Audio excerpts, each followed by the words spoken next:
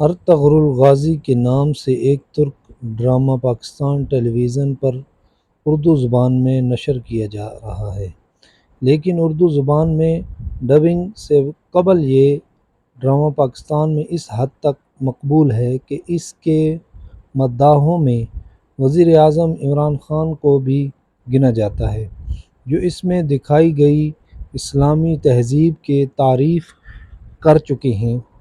عثمانی روایات کے مطابق ارطغرل سلطنت عثمانیہ کے بانی عثمان اول کے والد تھے۔ اس کے علاوہ ان کے بارے میں حقائق پر مبنی معلومات نہ ہونے کے برابر ہے۔ کئی صدیوں تک دنیا کے ایک بہت بڑے حصے پر حکمرانی کرنے والے اس خاندان اور سلطنت کا آغاز تاریخ کے دھنگلوں میں گم ہو چکا ہے۔ تاریخ کی کتابوں میں عثمانی روایات کے علاوہ اس دور کے دو ٹھوس نشانیاں، ایک سکہ اور بعض لاطینی سلطنت کے مورخ کی ایک تحریر، اور عثمان کے ایک خواب کا ذکر ملتا ہے۔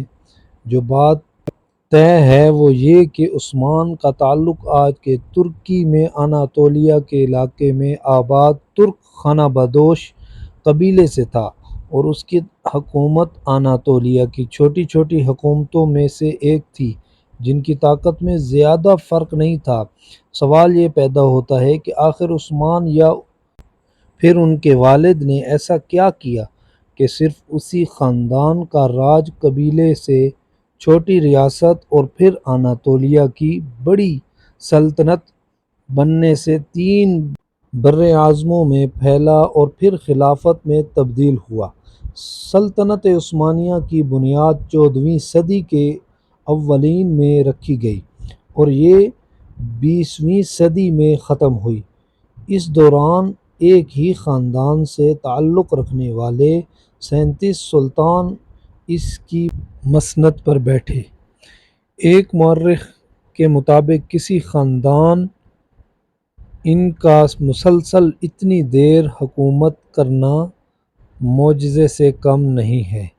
مورخ کیرولائن فنکل اپنی کتاب عثمان کا خواب، سلطنت عثمانیہ کی کہانی میں لکھتے ہیں کہ عثمانیوں کی کامیابی کی وجوہات کچھ بھی ہوں، لیکن ان کی اناطولیہ، وہ علاقہ جو کسی حد تک آج کے ترکی کی حدود سے مطابقت رکھتا ہے، میں اپنے ہمسایوں کے ساتھ 2 صدیوں پر پھیلی ہوئی لڑائی انتہائی سخت تھی۔